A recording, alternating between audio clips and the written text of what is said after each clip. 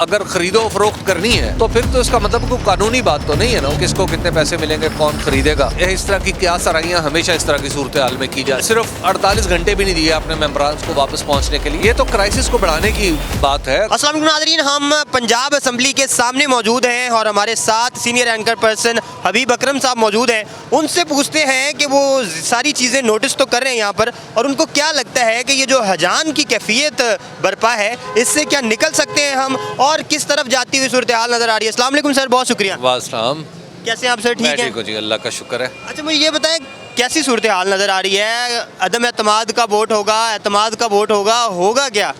देखिए, ये जो क्योस की सूरत हाल है, क्राइसिस की सूरत हाल है, और क्राइसिस की सूरत हाल में से निकलने का रास्ता हमेशा कुछ मुश्किल होता है।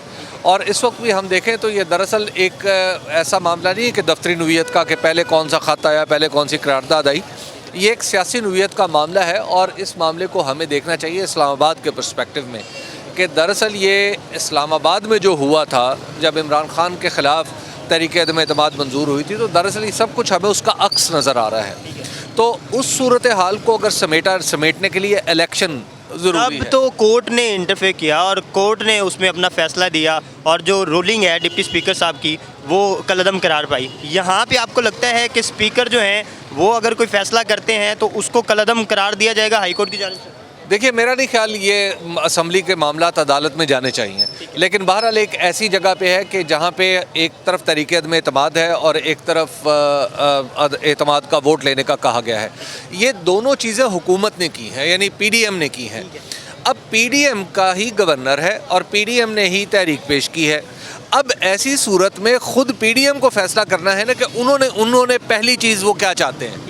तो लिहाजा स्पीकर का इसमें, जब उन्होंने पहली अपनी तरजीह वाज़ेह नहीं की, तो लिहाजा फिर स्पीकर का फैसला जो है वो उसको मानना पड़ेगा। ये एक कॉमन सेंस कहती है। राना सनाउल्लाह साहब ने 4 बजे की डेडलाइन दी थी कि अगर नहीं होता तो हम सील कर देंगे वज़ीर आला हाउस। आपको क्या लगता है, डेडलाइन तो गुजर गई, अब क्या होगा आगे? ये तो क्राइसिस को बढ़ाने की बात है। अगर आपने क्राइसिस को इस तरह बढ़ाना है कि वफाक सूबे के मामले में इस तरह मुदाखलत करेगा कि वहाँ पे सूबाई वज़ीर आला का दफ्तर है या उसकी रिहाइश का है, उसको सील कर देगा, तो ये तो मैं नहीं कहता कि ये कॉन्स्टिट्यूशन की ब्रीच है, लेकिन ये उसके करीब करीब कोई ज़रूर बात है। ठीक है, नहीं, मुझे सिर्फ सर ये बता दें कि आप क्या समझते हैं, आपने कानूनी माहिरीन की भी इस पर राय ली होगी, और उन्होंने कहा होगा कि ये जो सेशन जब जारी होता है, जब एक सेशन चल रहा होता है, उसके दरमियान में गवर्नर का इस तरह से समन करना, ये क्या आइनी तौर पर जायज़ है? देखिए, अब मेरी मुख्तलिफ लोगों से जो बात हुई है वो तो माजी के कुछ फैसलों का हवाला भी देते हैं कि सेशन के ऊपर सेशन नहीं बुलाया जा सकता, तो लिहाजा एक सेशन को ख़त्म होना है या मुलतवी होना है या कम से कम इसके लिए कुछ अरेंजमेंट करना है। फिर गवर्नर ने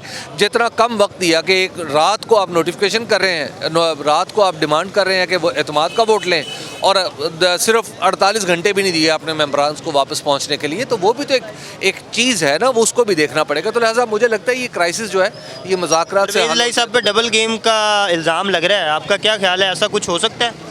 मेरा नहीं ख्याल। अब चीज़ें इतनी आगे निकल चुकी हैं कि वो अगर ऐसा कुछ होने का इम्कान मुझे नज़र, अगर वो एतमाद का वोट लेते हैं तो आप क्या समझते हैं, वो जो 6 अरकान हैं काफ लीग के, जो कह रहे हैं कि चौधरी शजात के हक़ में बैठने की कोई तरतीब सेट कर रहे हैं, तो ऐसा कुछ मुमकिन होता नज़र आ रहा है आपको? ये इस तरह की क्या सराहियाँ हमेशा इस तरह की सूरत हाल में की जाती हैं। जरदारी साहब बड़े गेमर हैं। जरदारी साहब जो मर्जी कर लें, फिर ये तो फिर अगर ख़रीदो फरोख्त करनी है तो फिर तो इसका मतलब कोई कानूनी बात तो नहीं है ना, उसके बारे में तो कोई प्रेडिक्ट नहीं कर सकता किसको कितने पैसे मिलेंगे, कौन खरीदेगा। जितना नाज़रीन हमारे साथ मौजूद थे हबीब अकरम साहब, जिन्होंने हमें बताया कि ये जो हजान की कैफियत बरपा है इससे कैसे निकला जा सकता है, और क्या वो ऑब्जर्व कर रहे हैं मौजूदा सिचुएशन में कि किस तरफ हालात जा रहे हैं।